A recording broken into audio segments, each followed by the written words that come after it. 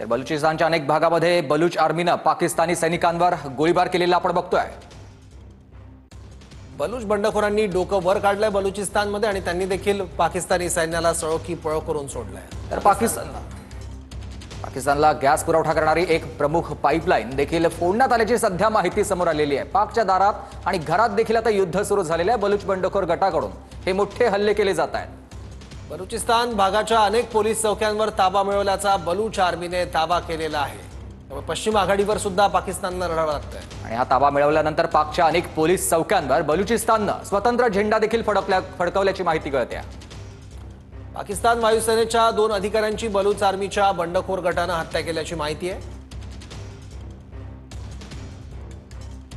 तर पाकच्या दारात आणि घरात देखील युद्ध सुरू झालेलं आहे आणि ही दृश्य आपण बघतोय।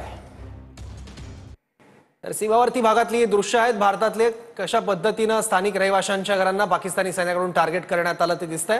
तर अटारी बॉर्डरवर भारताने पाकिस्तानचं ड्रोन पाडलंय। अटारी बॉर्डरवर पाकिस्तानकडून ड्रोन हल्ल्याचा प्रयत्न करण्यात आलेला आहे, जो सपशेल आपटला।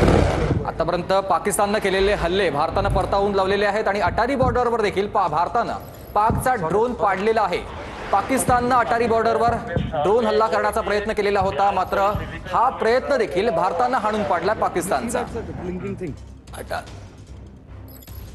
तर अमृतसरमधली ही दृश्य आपण बघतोय। अमृतसरमध्ये सुद्धा ड्रोन हल्ल्यांच्या माध्यमातून पाकिस्तानने हल्ला केलेला होता। ड्रोन हल्ला केला होता पाकिस्तानने, पण हा हल्ला भारतीय सैन्याने उधळून लावलेला आहे।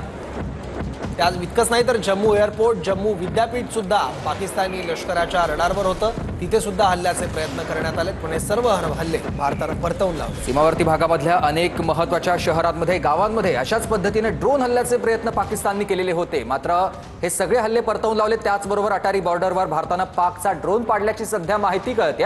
अटारी बॉर्डरवर भारतानं पाकचा ड्रोन पाडलेला आहे। पाकिस्ताननं अटारी बॉर्डरवर देखील ड्रोन डागण्याचा प्रयत्न केलेला होता, मात्र हा प्रयत्न देखील पाकिस्तानचा भारतानं हाणून पाडलेला आहे।